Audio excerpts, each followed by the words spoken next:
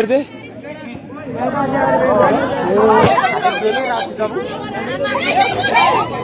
Haydar çav Haydar tutun. Nereye git? Haydar çav. Ne madine kira?